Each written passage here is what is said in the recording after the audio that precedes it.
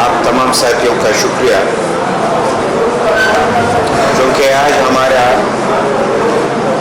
Sindh unit کے انتخابات جو کہ ہمارے عوامی نشست پارٹی کے آئین میں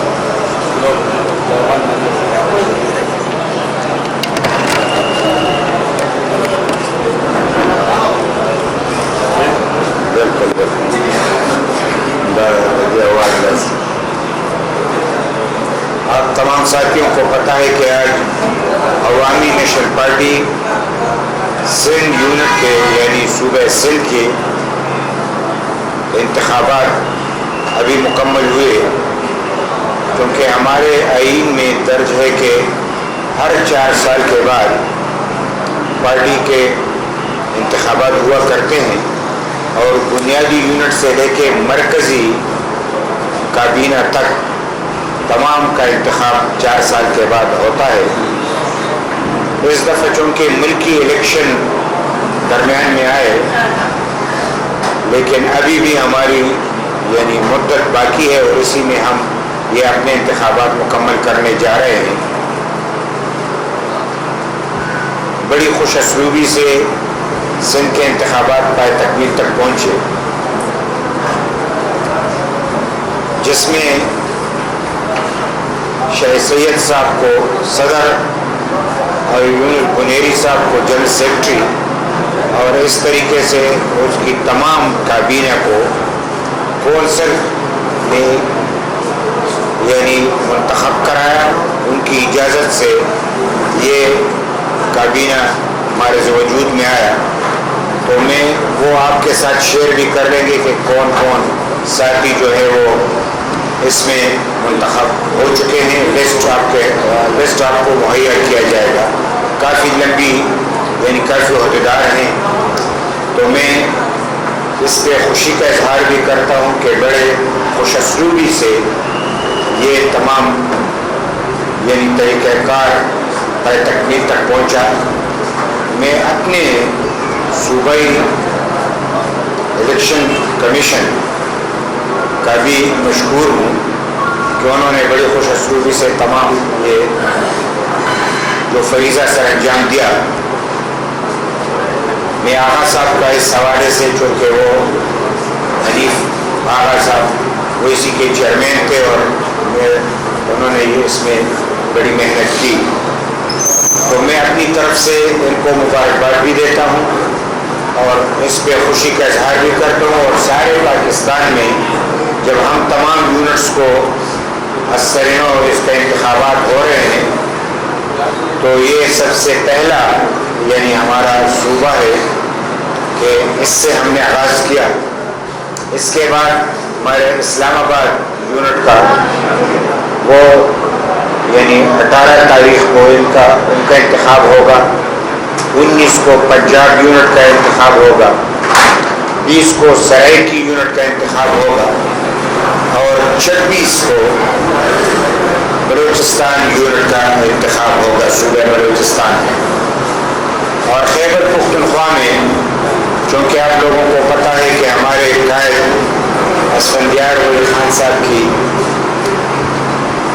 بیوی فوت ہو چکی ہے اور احمد ولی خان صاحب کی والدہ صاحبہ، تو اس اعتبار سے وہ چونکہ وہ ہمارے سب کا مشترکہ غم ہے اور اس سے فارغ ہو کے پھر وہ خیبر پختونخوا کے حوالے سے وہ ہمیں یعنی اپنا ڈیٹ دے گا، تو یہ سلسلہ پھر صوبائی سطح پہ مکمل ہو کے مرکزی انتخابات کرا کے ہم اپنا تمام تر یہ انتخاب مکمل کر لیں گے۔ اس سلسلے میں چونکہ الیکشن کمیشن کی بھی ہدایت تھی، چونکہ ہمارے آئین کا اپنا بھی تقاضا تھا، تو اس بنیاد پہ ہم نے یہ انتخابات کرائے۔ میں چند دو تین باتیں کر لوں گا، پھر آپ جو سوال کریں گے تو میں اس کے لیے حاضر ہوں۔ چونکہ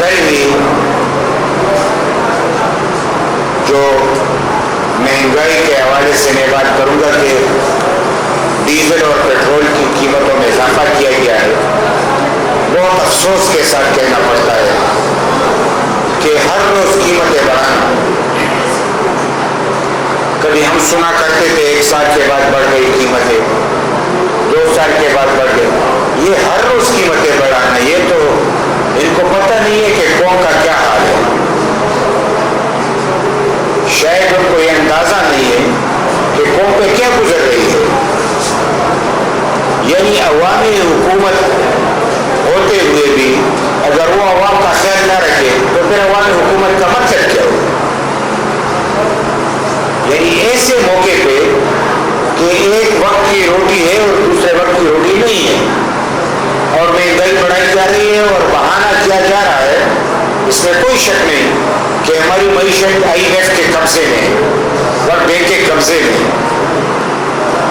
لیکن کتنی بار IMF نے یہ وضاحت کر دی کہ ہم حکومتوں سے کہتے ہیں کہ آپ اگر ہمیں ٹیکس دینا چاہے, پیسے دینا چاہے تو امیروں پہ ٹیکس لگائیں. پاکستان میں امیروں سے, جاگیرداروں سے ٹیکس نہیں لیا جا سکتا. ہماری حکومت اس میں ناکام ہو چکی ہے. یعنی تمہیں تو یعنی جو ٹیکس دینے کے قابل ہے, جو امیر ہے, جو سرمایہ دار ہے, جو جاگیردار ہے, اسی کا نیٹ بڑھانا ہے. تو بدقسمتی سے ہمارے یعنی عوام, حکومت غریب ہے اور عوام خاص کر سرمایہ دار جاگیردار ان کے پاس دولت زیادہ ہے. یہ ان پہ ٹیکس لگانے سے کتراتے ہیں کیونکہ ان کا تانا بانا بڑا یعنی مضبوط ہوتا ہے. تو پھر IMF جب ان سے کہتا ہے کہ ٹیکس بڑھاؤ, لیکن ایسے لوگوں پہ جو کہ سرمایہ دار اور جاگیردار ہے, تو یہ کہتے ہیں کہ ہم تو یہ نہیں کر سکتے, جو ٹیکس میں ہیں ان سے نہیں لے سکتے.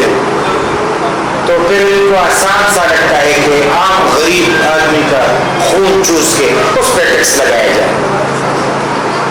تو پھر قیمتیں بھی بڑھائی جاتی ہیں اور پھر بجلی کے بل میں بھی وہ ٹیکس آ جاتا ہے, جنرل سے ٹیکس بھی آ جاتا ہے. ہمیں پتہ نہیں ہے کہ 40 روپے کی بجلی, اس کی قیمت ہم 4000 ادا کرتے ہیں. تو دل دکھتا ہے کہ آخر کون آئے گا کہ اس کا قبلہ درست کرے گا. یعنی یہ غریب لوگ کس سے امید باندھے رکھے کہ جب ہمارے حکمران کہتے IMF کی ڈیمانڈ ہے, IMF کی ڈیمانڈ نہیں ہے. تمہیں آسان لگتا ہے کہ تم غریبوں پہ ٹیکس لگاؤ, اس لیے تم جان چھڑانا چاہتے ہو اور ہر بار مہنگائی کو بھی بڑھاتے ہو. اور پھر عجیب سی بات لگتی ہے کہ ابھی 1 ہفتہ نہیں ہوا کہ تم نے قیمتیں بڑھائی اور اس کے بعد پھر بڑھا دی. تو کوئی تو گریبان میں بھی دیکھے کہ یہ جو ٹیکس کو یہ قیمتیں بڑھاتے ہیں تو ڈیزل کی قیمت بڑھتی ہے تو غریب پہ ہو جاتا ہے. یعنی جتنی بھی مہنگائی آپ بڑھائے تو غریب پہ ہو جائے گا, کیونکہ امیر کے ہاتھ میں تو اجناس ہوتا ہے کہ وہ بیچتا ہے. تم قیمت بڑھاتے ہو تو وہ بڑی ہوئی قیمت کے ساتھ لوگوں کو بیچ دیتا ہے. میرے پاس اگر ایک چیز ہے جو اس کی 10 روپے ہے, حکومت نے کہا کہ 15 روپے, تو میں 15 روپے میں بیچوں گا, مجھے تو کوئی فرق نہیں پڑا. جس پہ بیچتا اس پہ فرق پڑتا ہے. تو غریب لوگ گاڑیوں میں, ٹیکسیوں میں یہی کرایہ بڑھتا ہے اور ان لوگوں کو ادا کرنا پڑتا ہے. تو آخر لوگوں کا امتحان کب تک دیا جائے گا, اس بات کی کسی کو یہ اجازت نہیں دی جا سکتی کہ IMF کا سہارا لے کے قوم کا خمیازہ بگاڑ دیا جائے. ہم اس کی مذمت بھی کرتے ہیں اور ساتھ میں کہتے ہیں کہ مہنگائی کو کسی طور پر برداشت نہیں کیا جا سکتا. اور اگر کسی حکومت میں بھی دم ہے تو غریبوں کے لیے ریلیف کا اعلان کر دے. تم جب اتنا ٹیکس جمع کر دیتے ہو, یہ تمہارے یہ پیسے جمع کر دیتے ہو, پھر ہمیں کہتے کہ یعنی دنیا کی سطح پہ قیمتیں بڑھ گئی ہے اس لیے ہم بڑھا رہے ہیں. تو جب دنیا کی سطح پہ قیمت گھٹ جاتی ہے تو تم گھٹاتے ہو. اس وقت تو تمہیں یہ احساس نہیں ہوتا کہ دنیا میں ڈیزل اور پیٹرول کی قیمتیں کم ہو گئی تو تم نے تو کم نہیں کیا، اور بڑھ گئی تو بڑھا دیا. یہ سراسر ناانصافی ہے، یہ پالیسی درست نہیں ہے. ہم کسی کی بھی حکومت ہو لیکن غریب کا جینا دوبر کرنا یہ یعنی کسی طور یعنی اس کو برداشت نہیں کیا جا سکتا. ہم سمجھتے ہیں کہ حکمرانوں کو چاہیے کہ یہ موجودہ اقتصادی پالیسی کو درست سمت میں لے جائے. صرف IMF کے شرائط پہ پالیسی کو چلانا یہ ملک کے مفاد میں نہیں ہے. جب ہماری اقتصادی پالیسی IMF کے مفاد میں ہوگا تو ملک کو کیا ملے گا؟ ہم چاہتے ہیں کہ ملک کی اقتصادی پالیسی ملک کی مفاد میں ہو اور عوام کے مفاد میں ہو، اور IMF سے معاہدے کیے جائے تو اس شرائط پہ کیے جائے کہ غریب کا جو صورتحال ہوا اس سے مزید نہ بگڑے. ورنہ یہ موجودہ حکومت کو تو تجربہ ہے کہ انہوں نے جو گزشتہ چند مہینے حکومت کی تھی تو عوام نے پھر جتنا غصہ نکالنا تھا اس کا تو ان کو اندازہ ہے. تو اس کے بعد بھی اگر ان کو اتنے غصے میں لائے جائے تو یہ حکومت کدھر جائے گی؟ لہذا ہم ابھی سے کہتے ہیں کہ ان کو اپنا قبلہ درست کرنا چاہیے. اور میں یہ عوامی انداز میں کہ عوامی نیشنل پارٹی اس روز روز قیمتوں بڑھانے کے حق میں نہیں ہے. ایک منظم طریقے سے اقتصادی پالیسی ہونی چاہیے جس میں غریبوں کے لیے ریلیف ہو. پھر میں اپنے ملک میں جو دہشت گردی ہے وہ آپ لوگوں کو پتہ ہے کہ ہمارے پاکستان میں تو کسی بھی سطح پہ ہم محفوظ نہیں، ہماری سیکیورٹی ایجنسیاں بھی محفوظ نہیں، یعنی فوج ہو، پولیس ہو، FC ہو، لیویز ہو. ان کو آپ دیکھ سکتے ہیں کہ ان کے ہاں کتنی کیجویلٹیز ہو رہی ہے. عوام کو دیکھے کہ عوام روز روز جو ہے اس میں شہید ہو رہے ہیں، کس کس نام پہ شہید ہو رہے ہیں. اور ایک غلط پالیسی کی بنیاد پہ کہ آج تک ہم نے دہشت گردی کا خاتمہ ہم نہ کر سکے. تو میں اس کو اگر آپ کوئی سوال کریں گے تو میں جواب دوں گا. میں اس کو اس طریقے سے سمیٹ لیتا ہوں کہ ہمارے پاس نیشنل ایکشن پلان 20 نکاتی متفقہ ایجنڈا موجود ہے، اور جب ایک ملک کے پاس متفقہ ایجنڈا موجود ہو اور اس پہ عمل نہ کیا جائے تو اس سے زیادہ بدقسمتی اور کیا ہو سکتی. دہشت گردی کے خاتمے کے لیے 20 نکاتی ایجنڈا وہ متفقہ ہے. اگر اس میں کوئی اور بھی نکتہ شامل کرنا چاہے تو پھر بھی لوگوں کو بلایا جا سکتا ہے، لیکن اس پہ عمل کیوں نہیں ہو رہا اور آج تک کیوں نہیں ہوا؟ اور پارلیمنٹ سے بالا تر ہو کے دہشت گردوں سے مذاکرات کر کے ان کے لیے راستہ کھولنا، یہ کہاں کی انسانیت ہے؟ یعنی وہ دہشت گرد جو کہ یعنی تباہی مچائی، انہوں نے تباہی مچائی، 100-200 کے قریب لوگوں کو ذبح کیا، شہید کیا، ان کو پکڑا گیا اور ایک جعلی معاہدے کے تحت ان کو ریلیز دی گئی، ان کو رہا کیا گیا. 40,000 لوگوں کو رہا کیا گیا. دہشت گردی نہیں بڑھے گی تو اور کیا ہو؟ کوئی تو سوال کرے یہ کس نے کیا؟ جب آپ کہتے ہیں کہ دہشت گردی کو کیسے کنٹرول کیا جائے تو جن کی وجہ سے دہشت گردی میں اضافہ ہوا ہے اس کی طرف تو توجہ دیں کہ اس معاہدے کرنے کی ضرورت کیا تھی اور ان کو رہا کرانے کی ضرورت کیا تھی. اور اب جب وہ آئے ہیں دہشت گردی کر رہے ہیں تو اس کے ذمہ دار کون ہے؟ ان کو کٹہرے میں لایا جائے. لیکن اگر یہ صورتحال جاری رہی تو ایسا تو نہیں ہے کہ ہم تا قیامت مر کٹتے رہیں گے. اور ایسی پالیسی کہ اقتصادی طور پہ دہشت گردی سب سے منافع بخش کاروبار بن چکا ہے، اور وہ کاروبار سارے پاکستان میں ہو رہا ہے لیکن خیبر پختونخوا میں بڑی شدت سے جاری ہے. لہذا ہم سمجھتے ہیں کہ اس کے لیے، اور ہم دکھے دل کے ساتھ یہ بات کہتے ہیں، ایسا نہیں ہے، ہم کسی کو تانا نہیں دیتے، یہ ہمارا اپنا ملک ہے، ہم اس میں امن چاہتے ہیں، لوگ اپنی زندگی گزار سکے، کاروبار چل سکے. دہشت گردی کی وجہ سے کاروبار ٹک ہو کے رہ گیا، بارڈر پہ جو ہمارے راستے تھے وہ بند ہو گئے، کاروبار بند پڑا ہے. تو یہاں ایک طرف مہنگائی ہے، دوسری طرف کاروبار ختم ہو گیا، تو لوگ کہاں جائیں تو کہاں جائیں؟ کوئی تو راستہ دے. لہذا ہمیں بڑے یعنی اس دھرتی کے ایک بیٹے کی حیثیت سے، ہم اس دھرتی کے ایک سیاسی پارٹی کی حیثیت سے، ہم باچا خان کے پرامن سپاہی کی حیثیت سے ان سے گزارش کرتے ہیں کہ وہ پالیسی اپنائی جائے جس سے دہشت گردی کا خاتمہ ہو اور یہاں پہ امن قائم ہو سکے. اور مزید ہمیں تجربوں کی ضرورت نہیں ہے، ہر روز تجربہ کرتے ہیں لیکن ہم بارڈر سے وہی لاشیں لے آتے ہیں. تو یہ نیشنل ایکشن پلان جو کہ ہمارے ہاتھ میں ایک مکمل متفقہ قومی ایجنڈا ہے، اس پہ عمل کیا جائے اور دہشت گردی کا خاتمہ کیا جائے. اور جو بھی دہشت گردی، صرف دہشت گردی کرنے والے سزاوار نہیں ہیں، ان کو سپورٹ کرنے والے بھی سزاوار ہیں. یعنی دہشت گرد تو دہشت گرد ہے کہ ان کو سزا ملنی چاہیے، لیکن جو لوگ دہشت گردی کے سپورٹرز ہیں ان کو بھی سزا دی جائے تاکہ آئندہ کے لیے کوئی ایسی حرکت نہ کرے.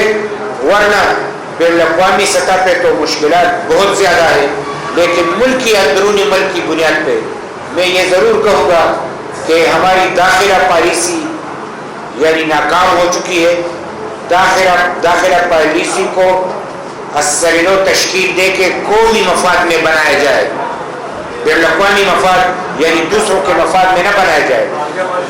میں اسی میں آتا ہوں، میں اس کے وہ آتا ہوں.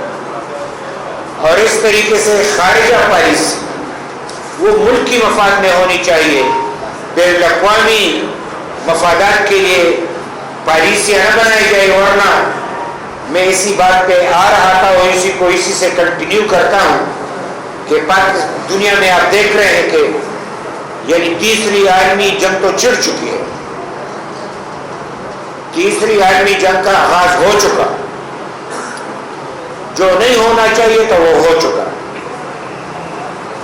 یعنی ریجنل سطح پہ لڑائیاں تو جاری تھی، اب یہ دنیاوی سطح پہ وہ لوگ بھی سامنے آ گئے. یعنی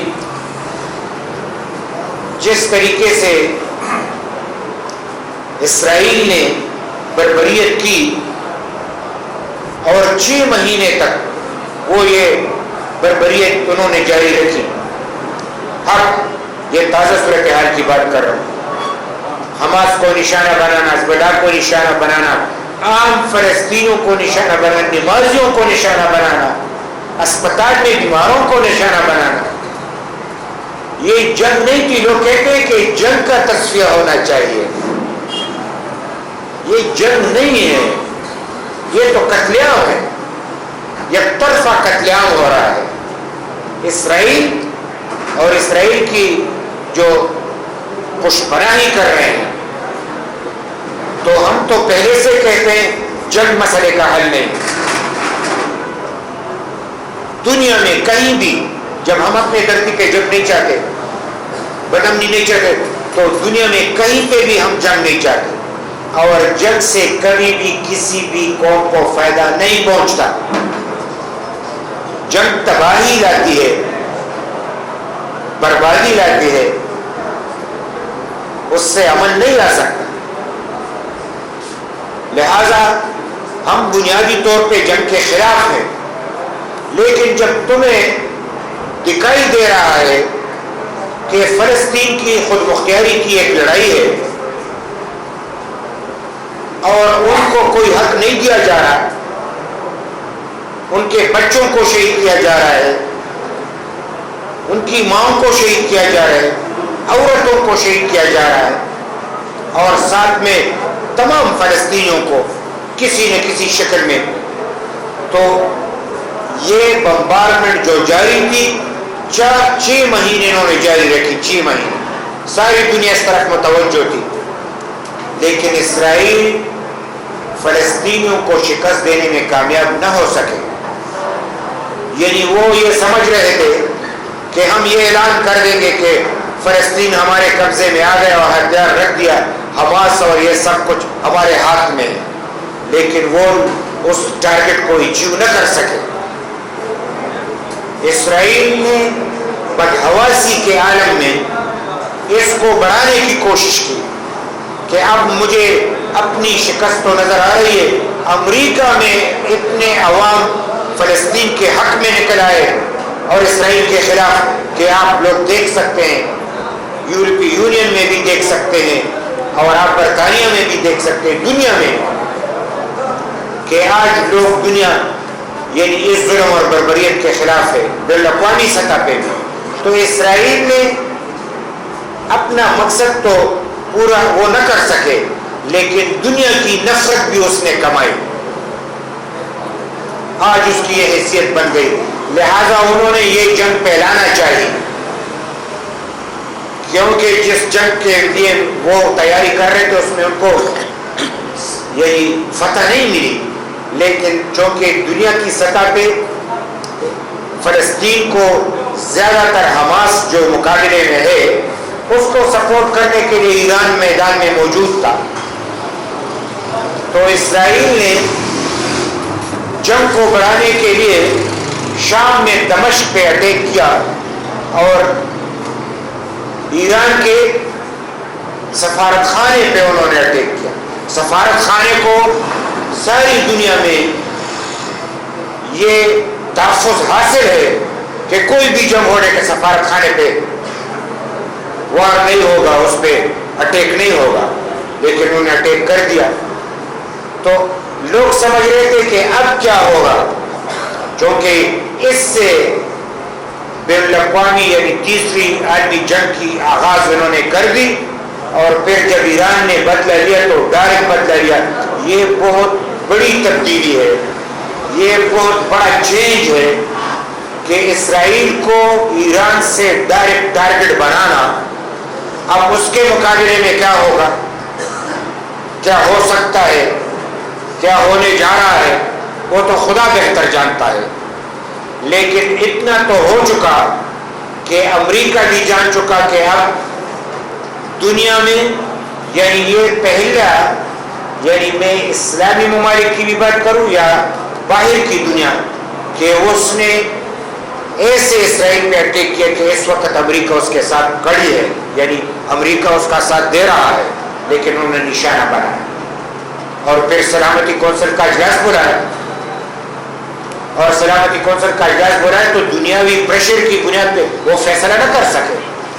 وہ کہہ رہے تھے کہ یہ آپ ایران کی اس حملے کی مذمت کریں اور ان کو دہشت گرد قرار دیں، لیکن وہ فیصلہ نہ کر سکے، کیونکہ پھر تو اسرائیل بھی دہشت گردی کے لپیٹ میں آتا ہے. وہ انہوں نے جو کچھ کیا تو وہ کیا ہے، دہشت گردی نہیں ہے. لہذا ہم پرامن یعنی جنگ کا خاتمہ بھی چاہتے ہیں، کہیں ساری دنیا، کیونکہ اس میں روس نے بھی اپنا حصہ ڈالا ہے کہ اگر ایران کو کچھ ڈائریکٹ تکلیف ہوئی تو میں میدان میں آؤں گا، اس نے بھی اشارہ دے دیا. پھر ایران نے کہا کہ اگر امریکہ نے کسی بھی ملک سے ہمارے خلاف کوئی بھی حرکت کی تو دنیا میں جتنے بھی ان کے انسٹالیشن ہے کسی بھی ملک میں ہم اس کو نشانہ بنا سکتے ہیں. یہ بھی ایک مشکل ہے. لہذا اس مشکل کو دیکھتے ہوئے ہم چاہتے ہیں کہ فلسطین کی حق خود ارادیت کو تسلیم کیا جائے، ان کو اپنا حق دیا جائے، اور اقوام متحدہ کے قراردادوں کی روشنی میں مسئلے کو حل کیا جائے. بدماشی سے اور یعنی بربریت سے یہ مسائل حل نہیں ہوتے، یہ مزید پیچیدہ ہوں گے. اور اگر جس جنگ میں ایران بھی یعنی جس جنگ میں امریکہ بھی ہو روس بھی ہو تو یوکرین کے حوالے سے آلریڈی حالات خراب ہو رہے ہیں، تو بین الاقوامی سطح پہ چین بھی تو خاموش نہیں رہ سکتا، وہ بھی ہے۔ تو اگر سپر پاورز بھی ہیں، ریجنل سطح پہ ہم مشت و گریبان ہیں، تو اس سے بڑھ کے یعنی ایندھن عالمی جنگ کے لیے اور کہاں ہوگا؟ تو خدا بین الاقوامی سطح پہ تمام اقوام کو ہوش کے ناخن لینے چاہیے۔ اس دھرتی پہ ایک گنونا ایسا کہ نہ جائے کہ انسانیت یعنی توبہ استغفار ہو اور انسانیت جو ہے وہ پھر سے سر نہ اٹھا سکے۔ انسانیت کی بلائی یہی ہے کہ تمام اقوام مل بیٹھ کے سر جوڑے، فلسطینیوں کے حق خودارادیت کو تسلیم کرے، وہاں پہ ان کو حق دیا جائے تاکہ امن کے قیام میں یہ ممکن ہو سکے۔ ہم بذات خود چونکہ باچا خان کے پیروکار ہیں، حق خودارادیت کے حق میں ہیں، فلسطین پہ جو ظلم ہو رہا ہے ہم اس ظلم کے خلاف ہیں اور ہم حق خودارادیت کے حق میں ہیں۔ ہم اس جنگ میں یعنی جو جنگ نہیں ہونی چاہیے، اس ظلم میں جو کہ مظلوم فلسطین ہے، ہم مظلوم فلسطینیوں کے ساتھی ہیں اور ہم چاہتے ہیں کہ ان کے حقوق کو تسلیم کیا جائے تاکہ یہ لڑائی نہ ہو اور یہ بین الاقوامی جنگ نہ چھیڑی جائے۔ اور اگر ہوش کے ناخن نہ لیے گئے تو شاید سپر پاور سب سے زیادہ پچھتائیں گے۔ اس دنیا میں اتنے ہتھیار یعنی موجود ہے کہ اس دنیا کو ملیامیٹ کر دے اور صفحہ ہستی سے مٹا دے۔ لہذا ہمیں چاہیے کہ ہم باچا خان کے پیروکاروں کی حیثیت سے ہم ان کو پیغام دیتے ہیں کہ خدایا امن کی طرف توجہ دیجیے، جنگوں کو ہوا نہ دیجیے، لوگوں کے حقوق پہ ڈاکہ نہ ڈالا جائے، تمام لوگوں کو اپنے حقوق دیے جائے۔ دنیا اب اتنی آگے جا چکی ہے کہ وہ فنگر ٹپس پہ ایک دوسرے کا مقابلہ بھی کر سکتے، تباہ بھی کر سکتا ہے۔ لہذا رک جانا چاہیے اور امن کے لیے جو ہے راستے ہموار کرنے چاہیے۔ لہذا ہم اس وقت عوامی نیشنل پارٹی امن کے لیے ہم سب کو یہی پیغام دیں گے کہ امن میں اس دنیا کی بلائی ہے، بدامنی میں سب کا نقصان ہے۔ اچھا میاں صاحب یہ بتائیے گا، پاکستان تحریک انصاف یہ سمجھتی ہے کہ کے پی کے میں آپ کے پاس اتنے نمبر نہیں تھے کہ آپ جو ہے وہ احمد علی خان صاحب کو سینیٹر بنا سکتے، اور بلوچستان میں بھی آپ کے پاس اتنے کم نمبر تھے کہ اس سے آدھا سینیٹر بھی نہیں بن سکتا تھا، تو وہ یہ سمجھتی ہے کہ آپ احمد علی صاحب کو جو ہے وہ کسی معاہدے کے تحت جو ہے وہ سینیٹر بنا کر سینیٹ ملائے ہیں، یہ کون سا معاہدہ ہوا ہے؟ اور ساتھ میں یہ بھی بتائیے گا کہ ایسا ہے کہ اگر میں تو آپ نے نام لیا ورنہ میں نے سارے ایپیسوڈ میں اس کا کوئی نام ہی نہیں لیا، آپ کو یاد ہے، مجھے یاد بھی نہیں ہے، لیکن اچھا ہوا آپ نے یاد دلایا۔ وہ لوگ ہمیں تانا دے رہے ہیں جو کبھی ایک سیٹ جیتا کرتے تھے، ایک سیٹ، وہ بھی کبھی ہارتے کبھی جیت، اور اسٹیبلشمنٹ کے ذریعے وہ اب سارے پاکستان پہ یعنی وہ دعویٰ کر رہے ہیں۔ اگر اسٹیبلشمنٹ اس کے پیچھے نہ ہوتی تو کیا وہ آج اس پارٹی کا یعنی اس طریقے سے دعویٰ کر سکتا تھا؟ تم تو ایک سینٹ کی بات کرتے ہو، اس کو تو ساری حکومتیں دے ڈالی۔ خیبر پختونخوا میں یعنی جو آپ 2018 میں دیکھے تو ہمیں ہرایا گیا۔ میں آپ تمام ساتھیوں کو میں چیلنج کرتا ہوں، سب کو، میں اکیلے یہاں پہ بیٹھا ہوں، میں بڑی ایمانداری سے کہتا ہوں کہ 100% میں نے الیکشن جیتا تھا، لیکن اعلان میرے مقابل میں پی ٹی آئی کا ہوا۔ کسی نے تو سوال نہیں اٹھایا کہ تم نے بے ایمانی سے جیتا ہے تو کیوں جیتا ہے؟ اسٹیبلشمنٹ کے ذریعے حکومتوں میں آنا اور یہ کھیل کھیلنا، یہ تو لوگوں نے پی ٹی آئی سے سیکھا۔ یہ تو یعنی آج بھی اگر آپ ہم سے یعنی خیبر پختونخوا میں تمام سیاسی پارٹیاں کہتے ہیں کہ داغی ہوئی بشمول پی ٹی آئی، لیکن جیتا کون؟ P T I. تو جب پی ٹی آئی جیتا اور کہہ رہے دان نہیں ہوا تو انہوں نے کیا نا، اور کچھ نہیں کیا۔ یعنی اگر کوئی اور دان نہیں کرتا تو یہ جیتتے کہ اس کے مقابلے میں کوئی اور جیتتا۔ تو اپنا قبلہ درست کرے اتنے الزامات نہ لگائے. ہماری تو سیدھی سی بات تھی, زرداری صاحب اپنا ایک طریقہ کار اس نے اپنایا, انہوں نے افر کیا, اور زرداری صاحب کے حوالے سے ہمارے پیپل پارٹی سے یعنی تعلقات ہیں, اور کوئی ہم وہ چھپاتے بھی نہیں ہیں, کیونکہ پیپلز پارٹی نے یعنی جو آئین کے ذریعے خیبر پختونخوا کو جو کچھ دیا وہ تو ہم سوچ بھی نہیں سکتے تھے. یہ ہماری آج سینٹ کے حوالے سے تو ان کے ساتھ تعلقات نہیں, بجائے اس کے کہ سندھ میں پیپلز پارٹی کے ساتھ ہمارے وہ حالات نہیں ہیں, مشکلات ہیں, ہماری مجبوریاں ہیں, لیکن ملکی سطح پہ یعنی صوبائی خود مختاری کوئی کسی کی آنکھوں میں نہیں ٹکتا. وہ تو سب پاکستان میں کوئی صوبائی خود مختاری دیتا؟ اگر پیپلز پارٹی نہ ہوتی اور آئین میں تبدیلی نہ ہوتا تو پروونشل اٹارمی کے بارے میں کوئی سوچ سکتا تھا؟ یہ تو خاموش انقلاب ہے 18ویں ترمیم, اور اس انقلاب کو لوگ کامیاب ہونے نہیں دے رہے. تو اس 18ویں ترمیم کا ہم پہ تو پیپلز پارٹی نے یہ احسان کیا کہ یہ نعرہ تو ہمارا تھا, یہ تو بادشاہ خان کا نعرہ تھا, یہ تو ولی خان کا نعرہ تھا, یہ تو اسفندیار ولی خان کا نعرہ ہے, عوامی نیشنل پارٹی کا نعرہ ہے. ہم پروونشل اٹارمی کی بات کرتے ہیں, ہم نے اس پہ غداری کے تمغے ہم پہ یعنی ہمیں سجائے گئے, ہم نے جیلیں کاٹی, ہمیں سزائیں ملی, اس صوبائی خود مختاری پہ ملک کو دولخت کر دیا گیا. اگر اس ملک میں اتنا بنیادی آئینی مسئلہ, ہم تمام سیاسی پارٹیوں کے مشکور ہیں, لیکن پیپلز پارٹی چونکہ برسر اقتدار تھی, انہوں نے تمام سیاسی پارٹیوں کو اکٹھا کیا, 18ویں ترمیم منظور کرائی. ہمیں ان کا ہم مشکور ہیں. ہم صوبائی وسائل پہ اپنے اختیار چاہتے تھے, 18ویں ترمیم میں موجود ہے.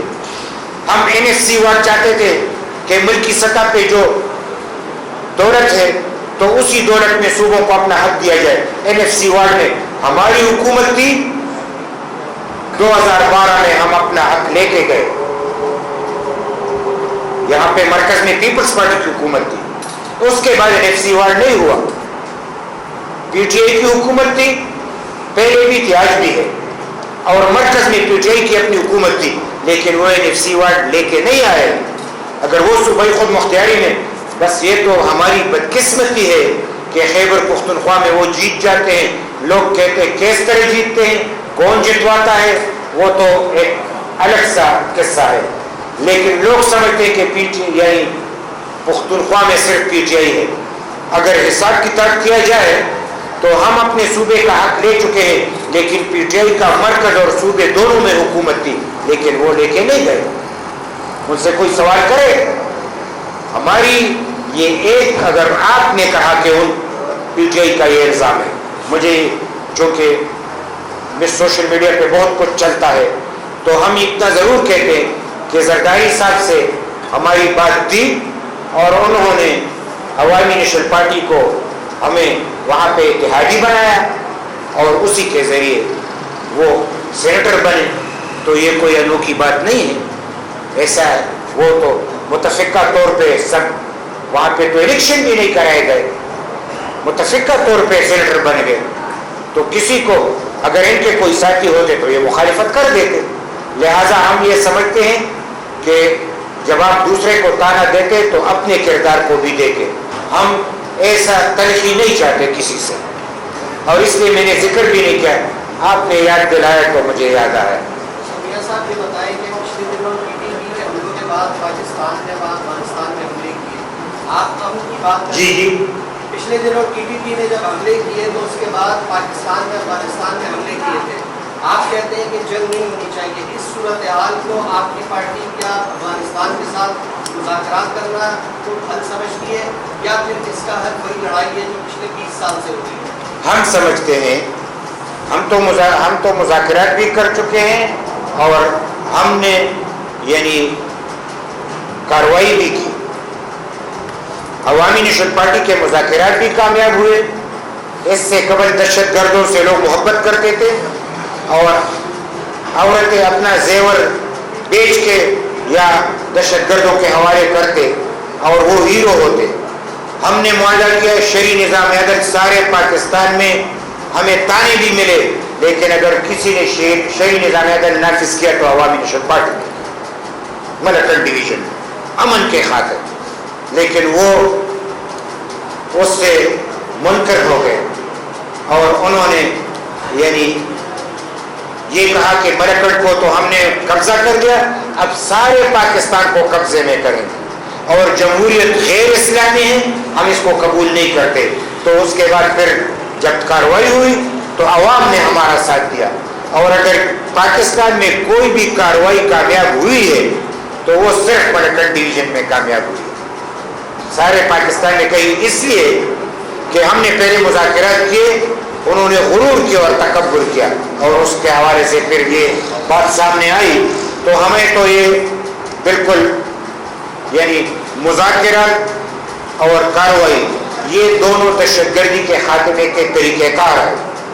حکومت کس کو پریورٹی دیتے ہیں یہ تو ان کا کام ہے، لیکن اب بنیادی مسئلہ یہ پارلیمنٹ کو کرنا ہے، یہ کسی کی اپنی رائے کی بات نہیں ہے۔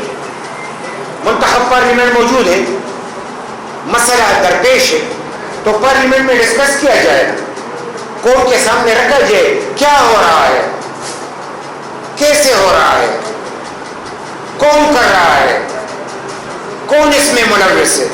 جب اس کی تمام یعنی جڑوں تہ تک ہم نہیں پہنچتے تو یہ ہوا میں تیر مارنا ہے، یہ تو پھر مسئلہ حل نہیں ہوگا۔ لہٰذا ہم سمجھتے ہیں کہ کچھ بھی ہو منتخب پارلیمنٹ سے وہاں پہ ڈسکس کر کے وہیں سے فیصلہ لیا جائے، اور جو منتخب پارلیمنٹ فیصلہ کرے گی پھر قوم اس فیصلے کا ساتھ دے گی۔ اس وقت کراچی کے رحم و کرم پر ہے، اس وقت کراچی اسٹریٹ کرمنلز کے رحم و کرم پر ہے، آئے روز کوئی نہ کوئی ڈکیتی مقامات پر مارا جاتا ہے۔ صوبہ حکومت کہتی ہے کہ بڑا آپ افغان جو غیر ملکی مسلم مہاجرین ہیں وہ ملوث ہیں، آپ کیا مطالبہ کریں گے کہ غیر ملکی مسلم افغان ہیں ان کو نکالا جائے؟ دیکھو ایک تو الزام لگانا ہوتا ہے، حکومت کا کام ہے کہ وہ بدامنی کو روکے، امن کا قیام یہ صوبائی حکومت کی ذمہ داری ہے، جو بھی اس میں ملوث ہے اس کو سزا دی جائے۔ دہشت گرد کسی نام سے بھی ہو، یہ نام رکھنا دہشت گرد نام سے دہشت گرد نہیں بنتا کہ میں پاکستان کا ہوں، ساری دنیا میں لوگ کہے پاکستان دہشت گرد تو یہ دہشت گرد، ایسا نہیں ہے۔ پاکستان میں پرامن پاکستانی بھی ہیں، دہشت گرد بھی ہیں۔ اس طریقے سے آپ افغانستان کا نام لیتے ہیں، میں تو ساری دنیا کے یعنی تمام ممالک میں امن کے متوالے بھی ہیں، دہشت گردی کے ساتھی بھی ہیں، لیکن اس کا یہ مطلب نہیں ہے کہ ملک کو مورد الزام ٹھہرایا جائے۔ قوم کو مورد الزام ٹھہرائے، قوم نہیں، جو دہشت گرد ہے چاہے کس قوم سے اس کا تعلق ہو، کسی ملک سے ان کو تعلق ہو، ان کو قرار کی سزا دی جائے، چاہے کوئی بھی ہو۔ صوبائی حکومت اپنا طریقہ کار اپنائے امن کے قیام کے لیے اور دہشت گردی کا خاتمہ کرے، اس میں کوئی دو رائے نہیں ہے۔ امن کا قیام صوبائی خود مختاری صوبائی حکومت کا کام ہے، اور ہم اس کو اپریشیٹ کریں گے کہ وہ امن کے لیے جو بھی اقدامات اٹھانا چاہے اور جس کے خلاف بھی ہو جو دہشت گردی میں ملوث ہے اس کو سزا دی جائے۔ یہ کنپور میں بیٹھے ہوئے، کنپور میں جو ڈاکو بیٹھے ہوئے یہ بھی افغانستان میں بیٹھے ہوئے۔ اچھا، یہ ایک سوال ہے کہ افغان کانسلیٹ کے کراچی کے 2 بنگلوں میں 20 سال سے سنا کہ قبضہ اس کے کسی طرفہ رہائش بنی ہے، کیا کہتے ہیں؟ آپ کیا کہہ رہے ہیں کہ یہاں پہ وہ آپ سفارتی لڑائی اس طریقے سے تو نہیں لڑی جائے۔ اگر سفارتی سطح پہ ان کو مشکل ہے تو پاکستان کا بھی سفارتی سسٹم ہے اور افغانستان کا بھی، تو سفارتی مسئلہ سفارتی انداز میں حل کیا جاتا ہے، وہ اس طریقے سے حل نہیں کیا جاتا۔ تو سفارتی رابطے قائم کر کے اس مسئلے کو حل کیا جائے سفارتی اقدام کے تحت۔ Thank you so much.